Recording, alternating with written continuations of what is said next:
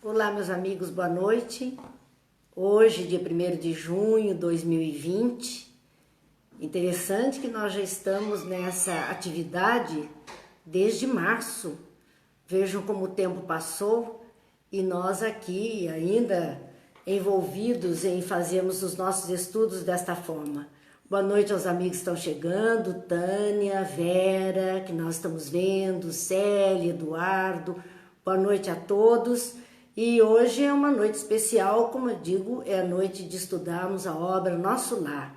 Então queremos muito agradecer a Deus, agradecer a Jesus, a oportunidade que Ele nos dá de estarmos aqui e juntos podemos refletir. Embora não haja uma interação entre nós, é muito pouco aquilo que podemos ver, essa ligação que se faz magnética entre nós é muito importante para todos.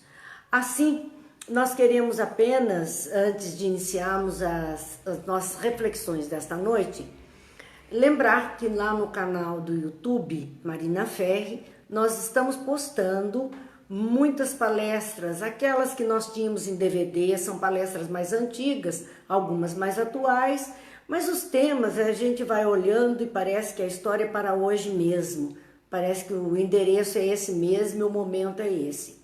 Enfim, de pouquinho em pouquinho, estamos tirando dos DVDs e alimentando o canal para que todos possam assistir. Então, nós já temos lá 8 palestras, dessas palestras que comumente fazemos nos nossos encontros.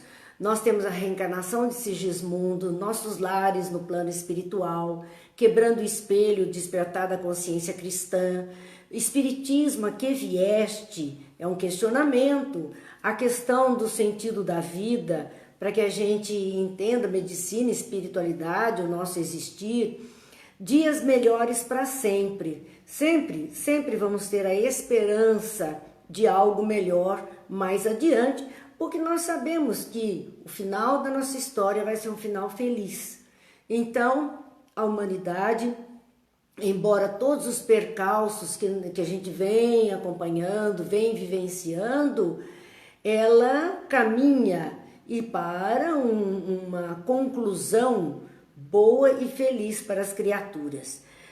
O contato imediato, luz para o final dos tempos, e eu tenho um sonho e um propósito. Então, meus amigos, nós vamos ver que os temas vão surgindo lá, muitas delas com aquele material que nós usamos de slides, outras não, apenas oratória. Na grande maioria são sempre reflexões e que podemos sim pensar e modificar a cada instante para melhor que seja. Então, mais uma vez, obrigada por estarmos juntos, por vivermos este momento. Estou vendo aqui a Anitta, Didi, são tantos amigos, Carlinhos. Nós vamos vendo as carinhas que aparecem aqui, que nos dão o prazer da sua companhia. Também queremos lembrar um outro fato. Muitas pessoas têm questionado a nós, especialmente no dia de hoje, dia 1º de junho, quando as nossas casas espíritas voltarão a funcionar. De verdade não sabemos. Há sim um protocolo, cada município está estabelecendo um protocolo para a reabertura das atividades. No nosso caso, Taubaté, o protocolo é muito exigente e acredito que não seja tão fácil da gente cumprir toda aquela proposta. Portanto, vamos mais devagar para que a hora que pudermos reabrir, possamos fazer com toda a cautela, com todo o cuidado e seguindo todas as regras possíveis. Mas a gente avisa aqui, avisa aos companheiros. Então, meus amigos, vamos lá às nossas reflexões. Estamos estudando a obra Nosso Lar. Como eu digo, eu convido a todos que tenham a obra, que leiam o capítulo que a gente traz para cá, que possam refletir sobre isso e que quem não tiver, no nosso próprio canal tem o PDF, pode buscar lá, poderão ter assim acesso mais fácil. Nós tínhamos visto o prefácio, a introdução e o prefácio, E neste capítulo de hoje nós vamos ver com o título Mensagem de André Luiz. Então, depois daquele comentário de Emmanuel, e onde ele não fala do autor, ele não fala da pessoa de André Luiz, ele se refere à obra em si, trazendo o conteúdo dessa vivência do mundo espiritual. Ele está envolvido e apresenta André Luiz, sim, como um amigo que ele conquistou no mundo espiritual e que junto dele vem, através de Chico, trazer a sua contribuição. André Luiz, ele vai deixar uma mensagem. E é interessante lembrarmos que, pelos cálculos, pelas dicas que a obra vai trazendo, nós vemos que André Luiz desencarnou mais ou menos em 1930. E a obra é escrita por ele através de Chico e sai em 43. Então vejam que ele tem um espaço de tempo. Pelos relatos, foram 8 anos de umbral e depois, na sequência, a vivência em nosso lar e as tarefas que ele começa a participar. Mais ou menos, ele ficou naquela região umbralina até ele chega em nosso lar, começa as primeiras tarefas em 1939, em agosto de 39, conforme está dentro da obra Nosso Lar, na página 132, ele fala, estamos em agosto de 1939. Então isso que eu disse, é um trabalho da gente ir anotando esses pequenos detalhes para saber um pouco mais da vida de André Luiz, daquilo tudo que ele pode nos trazer. Mas nessa mensagem, como gostamos de fazer, pensamos falas, pensamentos, reflexões que nos dê margem a estudos, a aplicar na nossa própria vida. Não dispensa a leitura na íntegra. E André Luiz diz assim, a vida não cessa, a vida é uma fonte eterna e a morte é o jogo escuro das ilusões. Olha a frase que ele abre as suas reflexões. A vida não cessa, porque embora morto para o mundo material, para os encarnados, André Luiz estava vivo, com todos os seus sentimentos, pensamentos, desejos, sonhos, aprendizados, reflexões. Por isso ele diz a vida não cessa, porque o que cessou para ele foi a vida do corpo biológico, como para todos nós, no fenômeno da morte. Mas a vida para o espírito é uma sequência de encarnações e desencarnações, mergulhar na matéria mais densa e sair da matéria mais densa. Isso faz parte de uma única experiência de vida, com várias experiências locais, sazonais, que nós vamos vivendo. Então, a vida não cessa, a vida é fonte eterna, mostrando que o espírito criado por Deus é criado para a eternidade. E a morte é o jogo escuro das ilusões. A ideia de que morrer acabou, isso é ilusão. A ideia do descanso eterno é uma ilusão, porque a alma que se desvincula do corpo e agora espírito na dimensão espiritual, vai continuar a sua trajetória. Então é uma ilusão nossa, é o jogo escuro das ilusões. Talvez por isso a gente entenda aquela fala de Jesus que causa tantas reflexões, tantos pensamentos, onde Jesus diz, deixe que os mortos enterrem os seus mortos. Ele falava da questão orgânica, questão física, porque a vida continuaria. E se alguém pensou que tudo se acabava ali, estava enganado. Então André Luiz faz essa reflexão logo na primeira fala sua. O grande rio, e ele vai fazer um comparativo aqui para que a gente entenda bem o fenômeno da vida e da morte. Ele diz, o grande rio tem seu trajeto antes do mar imenso. Olha o que ele nos diz, o grande rio tem seu trajeto antes do mar imenso, copiando-lhe a expressão, Então, copiando, fazendo aí um paralelo com a movimentação das águas do rio, que tem o seu trajeto até o mar, que é um volume muito maior, o rio perto do mar é um nada. Ele diz assim, comparando essa expressão ou copiando-lhe a expressão, a alma percorre igualmente caminhos variados e etapas diversas. Também recebe afluentes de conhecimento aqui e ali, avoluma-se em expressão e purifica-se em qualidade antes de encontrar o oceano eterno da sabedoria. Na verdade, o que André Luiz está falando neste parágrafo para nós é a evolução. É todo o processo de evolução. Ele está trazendo nesse instante para que nós entendamos esse processo de evolução, dizendo que a alma, tanto quanto o rio percorre leitos difíceis, pedregosos, obstáculos, águas mais amenas ou mais turbulentas, maior volume ou menor, até chegar ao oceano, que é o grande volume de água, onde aquela água do rio perde a sua qualidade particular e começa a participar da qualidade geral do oceano. Ele diz, a alma também faz a mesma sistemática. Ela percorre caminhos variados. Se nós olharmos então para aqueles caminhos do rio, desde uma nascente que é um simples olho d'água, a um filete, a um regato, a um riacho, a um rio mais volumoso, a um grande rio para chegar ao mar, quantas experiências foram vividas ali para essa construção, para chegar a esse ponto.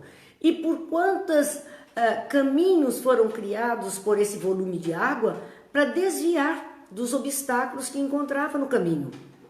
Obstáculos difíceis de serem vencidos, serem transpostos, mas que a água vai buscando um meio de contornar esses obstáculos, de atravessar esses obstáculos para cumprir o seu papel. Assim também, diz ele, a alma procede, buscando caminhos variados. Então, viver para nós, quer encarnados ou quer desencarnados, mas muito especialmente quando encarnados, é conseguirmos contornar os obstáculos, para não perdermos o leito que estamos correndo como espíritos nessa jornada evolutiva. E etapas diversas. Como dissemos, há uma etapa encarnada, uma etapa desencarnada, e assim nós vamos tendo etapas diferenciadas. E mesmo dentro dessas duas grandes etapas, nós temos na encarnação, infância, adolescência, juventude, maturidade e senilidade. São etapas variadas de experiência humana. Também no mundo espiritual, ao desencarnarmos, temos aquelas etapas de confusão mental, de reconhecimento, de avaliação da trajetória realizada, das propostas educacionais que vamos ter. Enfim, são etapas. Em todos os aspectos da vida, estamos vencendo etapas variadas, etapas diversas. E também, diz ele, a alma, tanto quanto o rio, recebe afluentes, porque nós dissemos, começa um olho d'água, vai um filete, vai um pequeno regato, um riacho, um rio. Então, para que essa água vá se avolumando, ela vai recebendo outras águas, outros filetes, outros olhos d'água que vão se juntando para formar um grande caudal. E ele diz que também nós recebemos afluentes de conhecimento aqui e ali. Então, em qualquer das nossas situações de vida, nós estamos todo o tempo recebendo influência do meio em que estamos, influência dos conhecimentos que nos chegam de todas as formas possíveis. Nós estamos tendo essa experiência aqui de fazermos esse encontro online, adquirindo conhecimentos vibrando, questionando, participando para recebermos o melhor, para entendermos um pouco mais. Quanta coisa nós aprendemos através da internet, que antes não supunhamos sequer existir. Mas, no entanto, se eu quero uma receita, se eu quero fazer um prato diferente, se eu quero fazer um trabalho manual, não importa o que eu vou fazer, eu posso buscar esse conhecimento simplesmente na internet. E eles me chegam e eu usufruo desse conhecimento e com um pouco de treino, habilidade, eu consigo dominar aquilo que me foi oferecido, produzindo algo de melhor e diferente no meu existir. É disso que André Luiz nos fala. Estamos o tempo inteiro recebendo afluentes de conhecimento aqui e ali. Avoluma-se em expressão. E é claro que quanto mais material intelectual nós temos, quanto mais material moral nós temos, quanto mais conhecimento nós temos, o nosso vocabulário, a nossa forma de se expressar, o manancial de palavras, a quantidade de palavras que dominamos, daí a importância da leitura, da escrita, interpretação de texto, enfim, o uso de dicionário o tempo inteiro, para nós ganharmos essa condição de aumentar o volume da nossa expressão, seja oral, seja mental. Nós temos que aumentar esse volume. Chega de ter um pensamento tão curtinho, tão pobre, vocabulário tão pequeno, quando nós podemos ter muito mais. Então fica dizendo que através desses conhecimentos nós vamos criando um volume maior de expressão. Quando no Livro dos Espíritos, eu gosto sempre de lembrar isso, muitas questões daquelas que lá existem, os espíritos disseram, por hora não podemos dizer, vocês não têm vocabulário para isso. Outras vezes eles dizem, olha, a situação é essa, entendam-se na linguagem que identifique isso, porque sabiam que nós não teríamos uma linguagem suficiente para aquilo que estava sendo mostrado. Então, por conta disso, é que nós temos que buscar esse conhecimento para ter um volume maior em expressão e assim nos exprimirmos melhor e entendermos melhor aquilo que outras pessoas expressam para nós. E purifica-se em qualidade. Isso aqui é muito importante. Tudo nos chega. Nesse território da internet que estamos falando, quanta coisa nos chega. Mas a nossa peneira tem que ser aquela. É bom, é verdadeiro, é útil. Porque se não for bom, nem verdadeiro, nem útil, não presta para nada. Joga fora, não dá atenção. Porque nós temos que purificar em qualidade. Antes de encontrar o oceano eterno da sabedoria. Nós temos que, por lavra própria, por escolha própria, ir selecionando aquilo que queremos ver, ouvir, falar, receber. Vamos selecionando. O que não nos convém, vamos deixando de lado, purificando em qualidade tudo que nos chega. Então são André Luiz falando, comparando a vida a tudo isso, que é algo muito sério para a gente pensar. Viver não é só o ato biológico de respirar, alimentar-se, dormir, cuidar do corpo. Viver é aproveitar ao máximo a oportunidade que nos está sendo, então, oferecida. Cerrar os olhos, diz ele, cerrar os olhos carnais constitui operação demasiadamente simples. Morrer não é complicado. Cessada a função biológica, fecham-se os olhos e acabou-se. Então isso é uma operação demasiadamente simples, porque é o desligar de uma máquina. É o tempo de validade, é o desligar da máquina, é o acabar do combustível, não importa, mas é um processo material, mecânico. Por isso que ele diz que cerrar os olhos, o fenômeno da morte biológica, é uma operação muito simples. Permutar a roupagem física não decide o problema fundamental da iluminação. Como a troca de vestimenta, nada tem a ver com as soluções profundas do destino e do ser. Veja o que é que André Luiz diz. Morrer só, fechar os olhos, acabou? Isso é muito simples. Mas isso não garante nada. Permutar a roupagem física, quer dizer, despir-se da roupagem física, trocar pela roupagem espiritual, que é o corpo espiritual, perispírito. Então, trocar essa vestimenta, tirar o grosseiro, né? a veste mais pesada, ficar com a veste mais sutil, não decide o problema fundamental da iluminação. Dessa iluminação, quando Jesus diz, vós sois Deus, vós sois luzes. Não decide isso.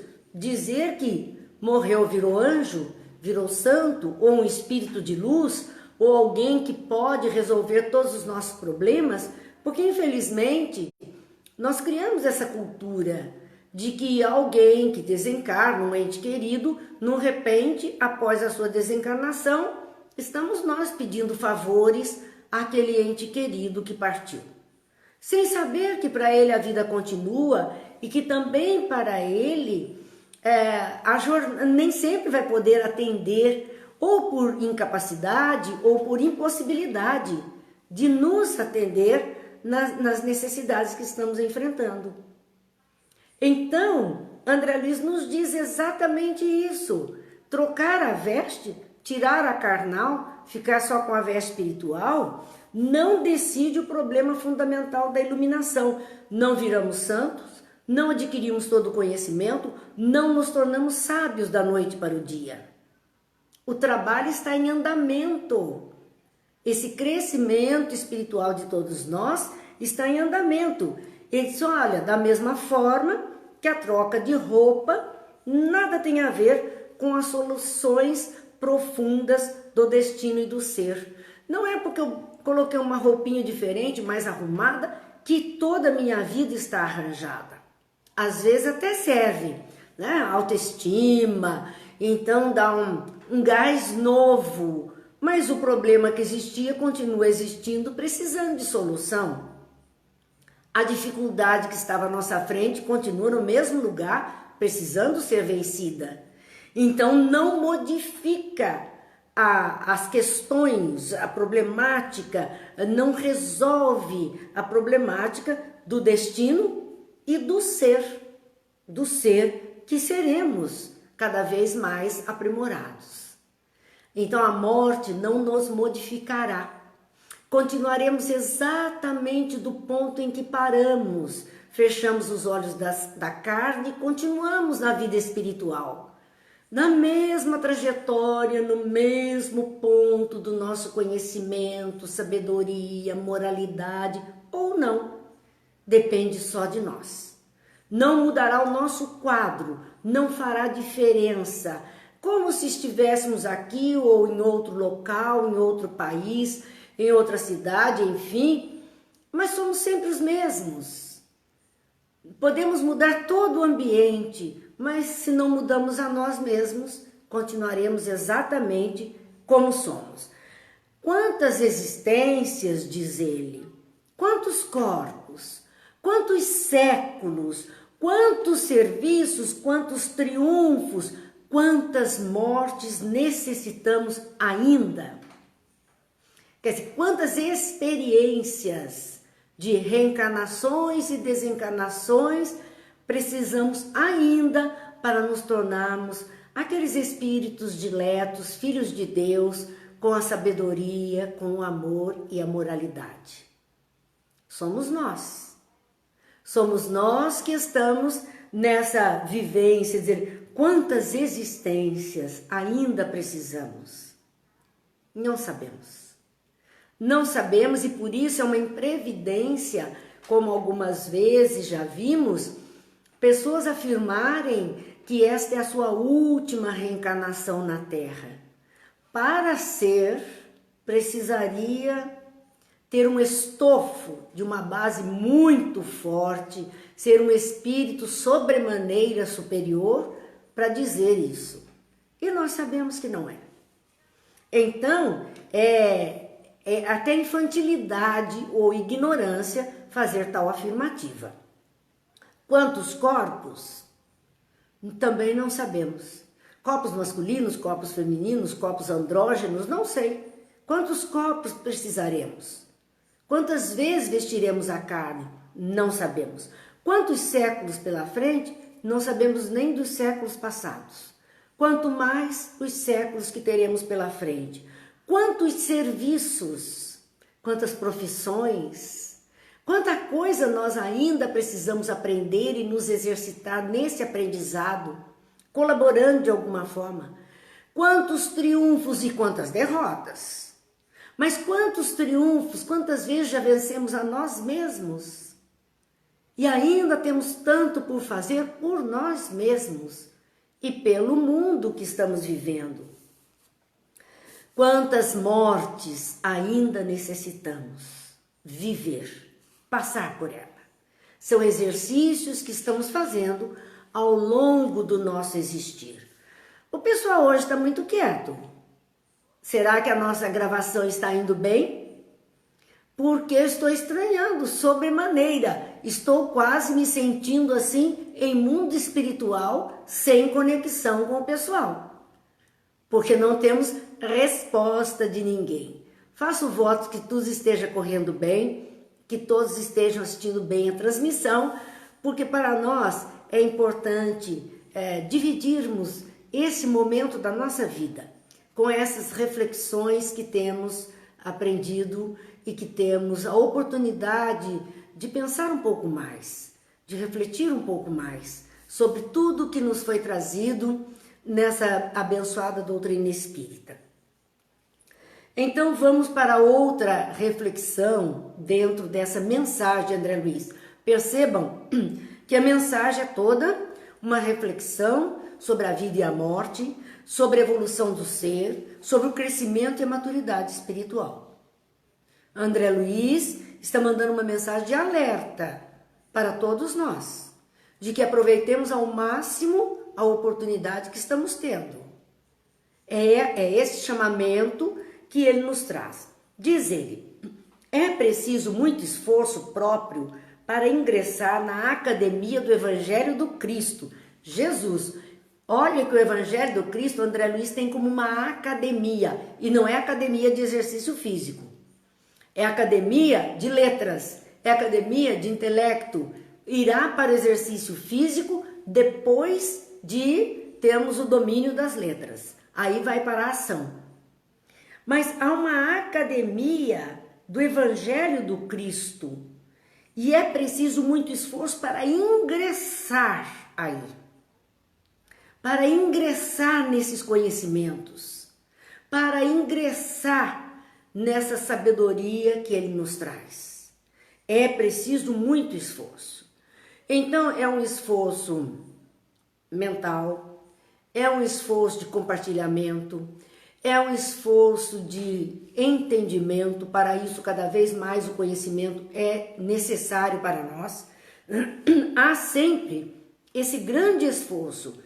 Então não vai ser simplesmente por uma leitura, não vai ser simplesmente por estarmos num grupo de reflexão, por termos assistido essa ou aquela palestra, ou este ou aquele filme, ou vídeo, ou documentário, ou lido essa ou aquela obra, que nós já estamos, já tenhamos feito o nosso ingresso na Academia do Evangelho. É preciso esforço. Ele só, na companhia do mestre, efetuando o curso difícil, é assim que ele se vê no mundo espiritual, agora em nosso lar. Ele só, na companhia do mestre, efetuando o curso difícil de compreender a fala, a intenção, a aula que Jesus nos dá.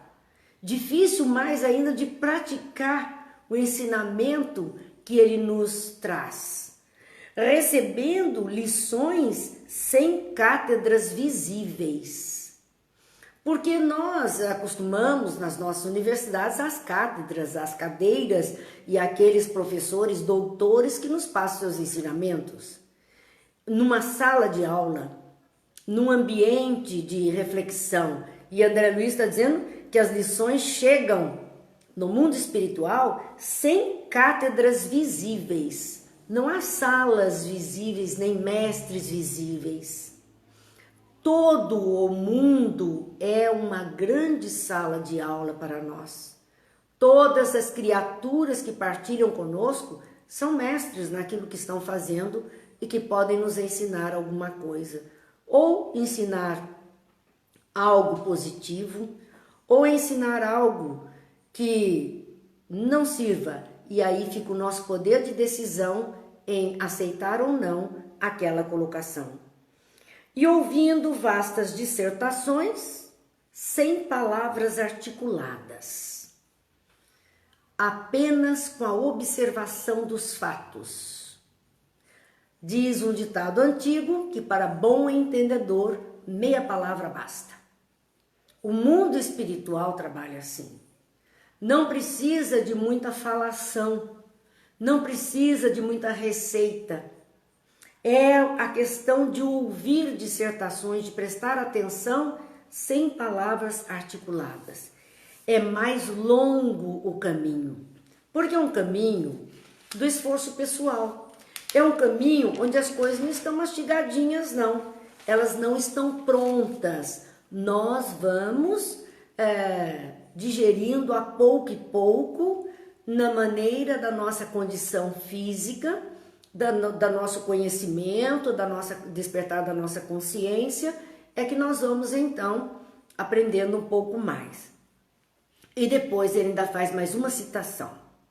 A existência humana apresenta grande maioria de vasos frágeis que não podem conter toda a verdade.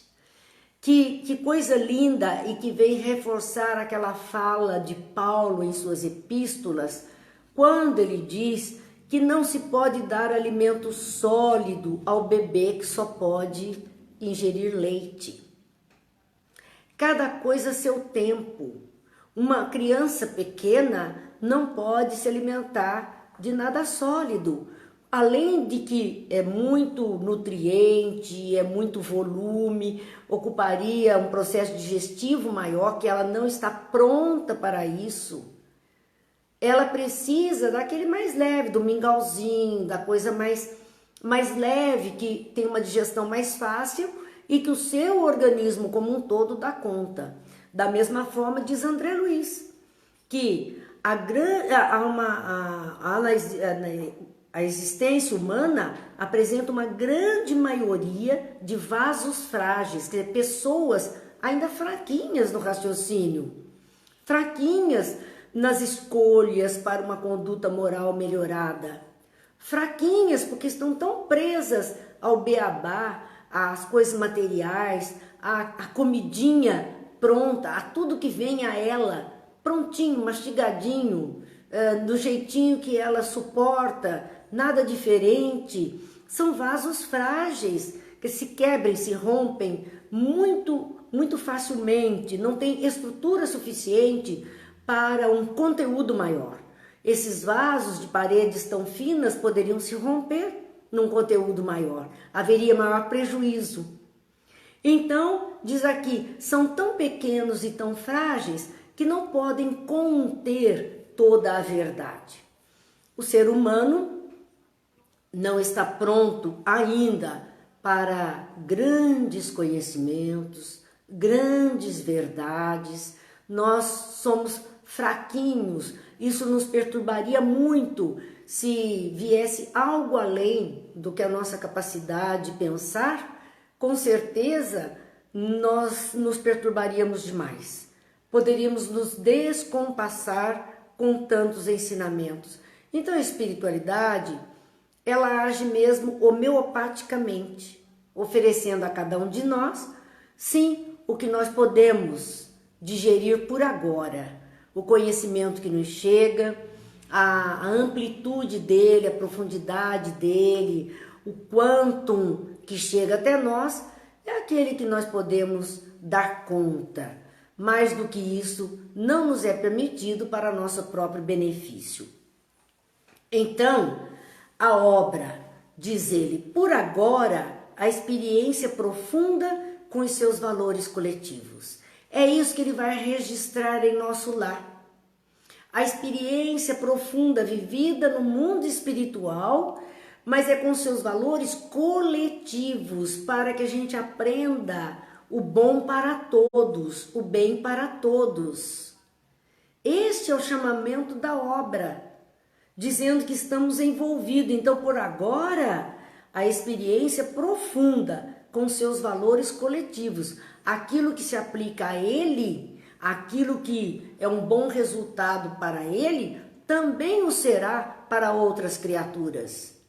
Aquilo se aplica a todos nós, então o proveito será para todos nós. Forneceremos somente algumas notícias ao espírito sequioso dos nossos irmãos, na senda da realização espiritual e que compreendem conosco que o Espírito sopra onde quer. Então ele faz uma ressalva no final dessa mensagem. Vamos nesse trechinho das últimas palavras para as primeiras. O Espírito sopra onde quer, aqueles que compreendem conosco que o Espírito sopra onde quer. Essa expressão de o Espírito sopra onde quer é uma expressão bíblica. Depois nós vemos também em obras espíritas, obras da codificação espírita, que o Espírito sopra onde quer. Significa que o Espírito vai onde quer, ele tem liberdade de ação e vive, ele é uma realidade, o Espírito é uma realidade, é uma presença. Então, se ele está falando que a obra se destina àqueles que, como ele, compreendem que o Espírito sopra onde quer, ou seja, que a vida continua, que há uma vida depois desta vida. Então, fica muito claro que talvez aqueles que possam ler esta obra e dizer não gostei, não entendi, não concordo, ele não tem essa ideia, ele não aceita uma ideia de continuidade do existir. O primeiro requisito para podermos usufruir dos ensinamentos é que tenhamos a mente aberta para a continuidade da vida, para a vida além da vida. Se temos a mente assim aberta, já estamos credenciados a ler e estudar a obra Nosso Lar. E ele então vai nos dizendo aqui, forneceremos somente algumas notícias nessa obra. Era a primeira, outras virão. E em cada uma delas ele vai dando notícias dos acontecimentos que ele está vivenciando.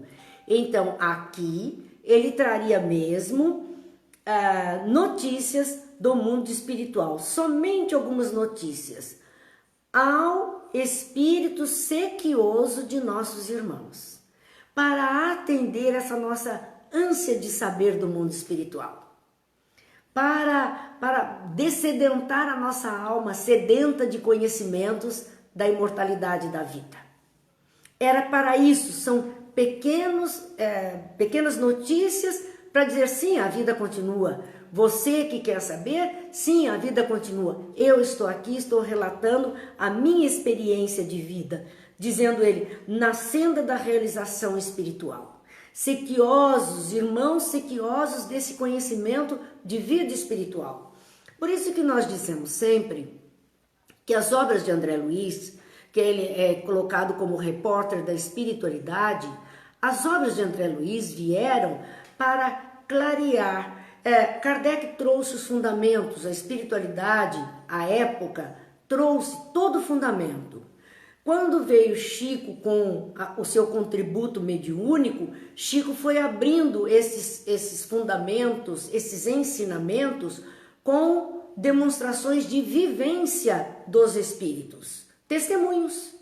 Ele foi trazendo o dossiê dos espíritos para nós, para que nós pudéssemos entender as histórias de vida, que vão endossar aqueles conhecimentos que estão na codificação. Então ele vem tornar mais claro, mais suave e mais exemplificado aquele ensinamento que está nos ensinamentos dos espíritos, na codificação espírita. E André Luiz foi o grande responsável por descortinar o mundo espiritual para nós, para começar a mostrar esta vida além da vida que todos nós ansiamos saber. Então há uma imensa contribuição de André Luiz, Chico Xavier e outros espíritos, Emmanuel junto deles e outros, para que nós pudéssemos entender esse mecanismo da vida que nos cerca a todo instante. Meus amigos, esta era a mensagem de André Luiz, para que nós pensássemos um pouquinho e entendêssemos um pouquinho desse existir que é tão importante para que tenhamos alguma lucidez, a fim de que consigamos entender a espiritualidade. Nós ainda temos aí mais alguns minutinhos, que os amigos hoje estão econômicos, eu disse que estão econômicos no comentário, porque até agora eu não vi nenhum. Não sei se é a minha transmissão ou o que é, mas faço votos que estejam refletindo junto conosco para que tenhamos o melhor proveito de tudo isso. Nós vamos para o capítulo 1, que tem como título Nas Zonas Inferiores. Então, neste capítulo 1, André Luiz vai falar da região onde ele estagiou logo após a sua desencarnação, onde ele ficou ali parado por um tempo, logo após sua desencarnação. Então, o imediato à sua desencarnação, ele chama as zonas inferiores. Lógico, porque nosso lar, que depois ele é remanejado para lá, é algo superior, é uma esfera um tanto mais adiantada. Esta zona inferior que ele chama é essa crosta terrena onde estamos, o que significa dizer que ele não saiu de tão próximo da região do solo terreno, né? Daquilo que seria compatível, da esfera espiritual compatível à nossa dimensão material. Ele não saiu, por isso que se chama umbral, porque é o portal. Ele estacionou nesse portal, nesse local de trânsito, como se fosse um túnel que ele não atravessou. Ele ficou ainda por um tempo parado neste caminho. E ali então, André Luiz diz, guardava a impressão de haver perdido a ideia de tempo. No mundo espiritual, ao despertar, encontrando-se naquele local, ele tinha a impressão que ele não sabia mais, ele perdeu a ideia do tempo. A ideia do tempo para nós, ela vem seguida de dia e noite, ela vem seguida dos nossos afazeres. Então nós podemos dizer, nossa, esse dia passou rápido, ou meu Deus, isso aqui não tem fim. É aquele tempo que nós já dissemos, a dimensão do tempo Cronos, que é o tempo do relógio, o tempo que é marcado. E nós temos o tempo Kairos, que é o tempo dos sentimentos. Então, quando vivemos algo muito bom, muito feliz, nós dizemos, meu Deus, passou tão rápido. Imagine, para nós, aquele tempo vivido de, vamos dizer, 1 hora, 60 minutos, a impressão foi que durou só 5, porque estava bom demais. Agora, 5 minutos numa situação aflitiva parece uma eternidade, porque era ruim demais. Então esse é o tempo Kairos, diferente do Cronos, que marcou os 60 ou os 5 minutos. André Luiz perdeu essa referência. Ele estava num ambiente que não tinha mudança de dia e noite. Era todo um ambiente nebuloso. ele não identificava. A gente vai perceber essa sensação nas pessoas que vivem nas regiões polares, onde nós temos aqueles dias que duram meses, onde não há noite, somente a luz do sol, somente a claridade. E aquilo é muito perturbador para as pessoas. Causa depressão, causa aflição, causa angústia, perturbação do sono, tudo isso. Aqui encarnado, e André Luiz estava numa situação, no mundo espiritual, onde ele não tinha essa referência de tempo. Ele não sabia quanto tempo ele estava ali. Ele não tinha dimensão de tudo aquilo. E nem noção de espaço. Porque a nossa noção de espaço é dada sempre em razão de um ponto de referência. Nós podemos dizer, da minha casa até o mercado municipal tem tantos quilômetros e eu vou em tantos minutos. Mas são referências, são pontos de referências. Se eu tirar os pontos de referências, eu perco a noção de espaço.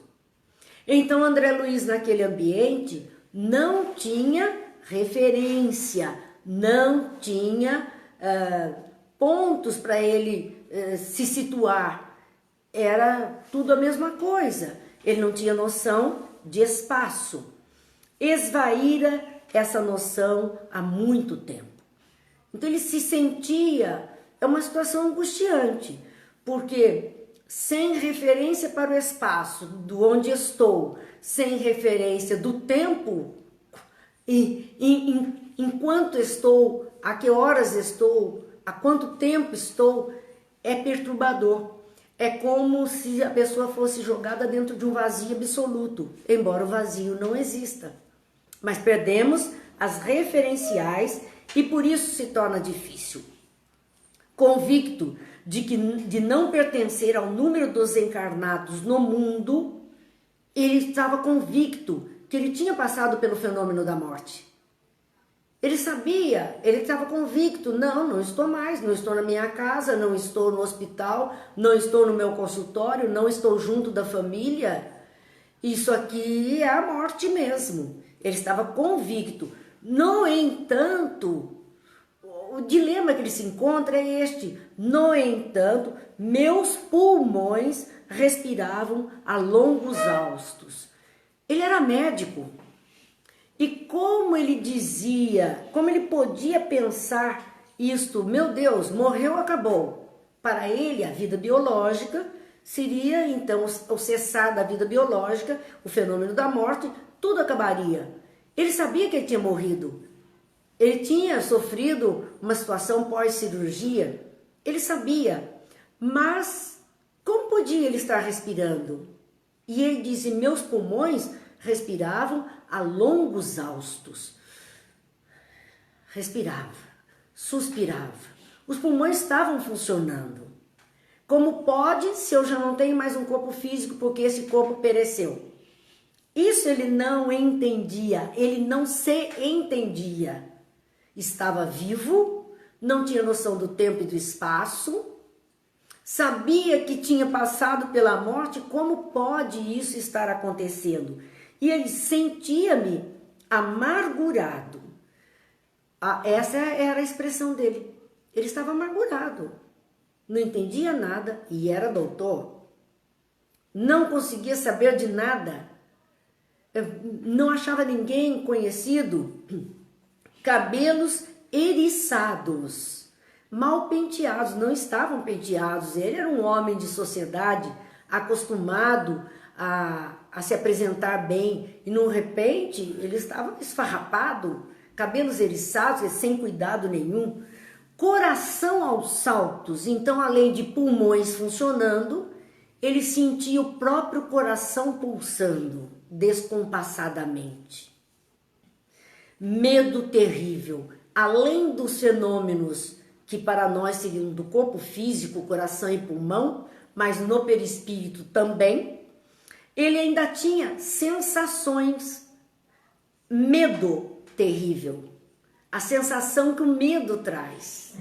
Continuava sentindo, porque não é o corpo quem sente o medo, Somos nós que habitamos o corpo, nós espíritos é que temos medo disso ou daquilo.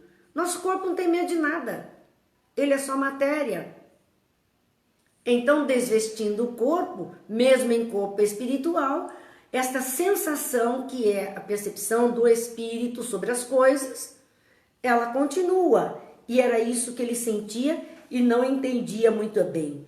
Muita vez gritei como louco, implorei piedade, clamei contra o doloroso desânimo. Lá, sozinho, ele teve esse comportamento. Gritei como louco, gritava desesperadamente, ver se alguém socorria, se alguém falava alguma coisa com ele. Implorei piedade de alguém, um socorro, uma ajuda. Clamei contra o doloroso desânimo, porque ele estava prostrado, ele se encontrava prostrado. Qual a resposta que ele obtinha diante dessas suas atitudes? Silêncio. Ninguém respondia, ninguém dizia nada, ninguém atendia. É desesperador, para ele foi desesperador. Entendamos bem, este é um caso, é um testemunho. Nem todos terão a mesma experiência. Ele está narrando a experiência própria da sua desencarnação. Outros livros, outras obras dele, nós vamos ver outras sensações, entendimentos e vivências espirituais. Ele está narrando a dele. Não quer dizer que todo mundo terá esse mesmo caminho, fará essa mesma experiência. Então, ele dizia silêncio, ouvia lamentos mais comovedores que os dele.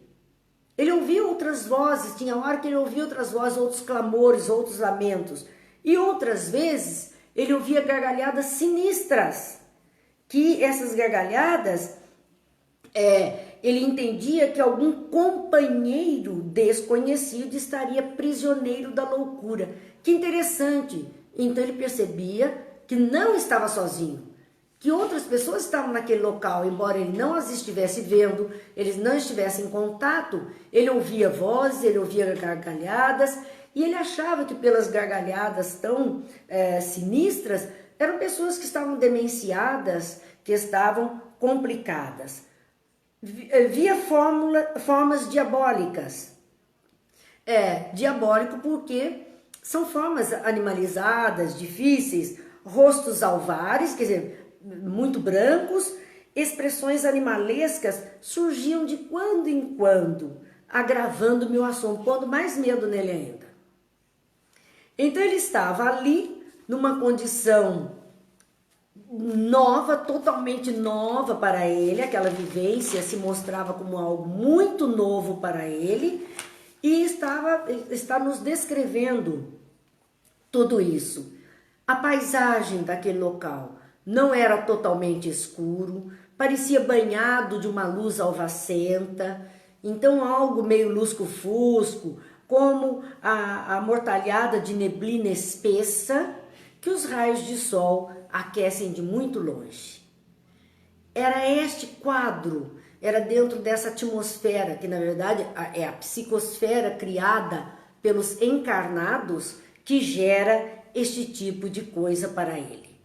Nós vamos ter, obrigatoriamente, que parar a nossa reflexão, vendo estas falas de André Luiz, refletindo sobre elas, percebendo o que foi que ele encontrou, entendendo que da mesma forma, e aí vamos lembrar uma cena, olha que André Luiz fora um homem, um chefe de família, um médico, um homem comum da nossa sociedade brasileira.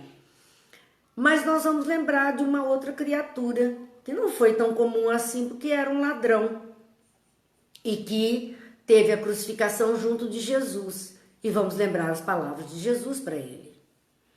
Ainda hoje estarás comigo na casa de meu pai.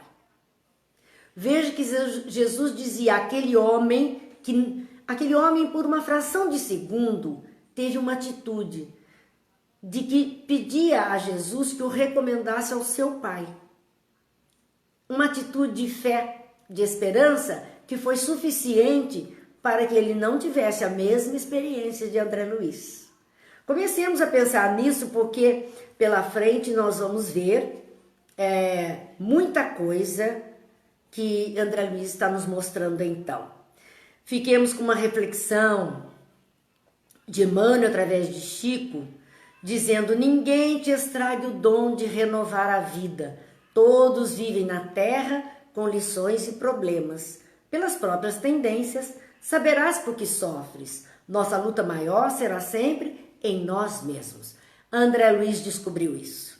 E nós temos tido tanta ajuda da espiritualidade amiga também para descobrirmos isso e modificarmos a nossa trajetória para melhor, para termos leveza no ser.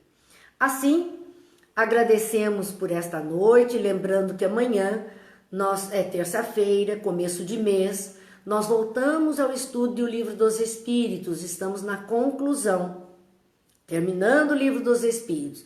Então, amanhã, se Deus quiser, às 20 horas, estaremos aqui novamente. E hoje queremos agradecemos a Deus, agradecemos a Jesus, a espiritualidade amiga, que nos tem permitido esses encontros, pedindo que abençoe. Abençoe os lares, os companheiros, as famílias, as nações deste mundo, os governantes das nações deste mundo, para que tenhamos um tanto de paz, de justiça, de luz nas consciências. Muita paz, muita luz. Boa noite a todos. Deus abençoe.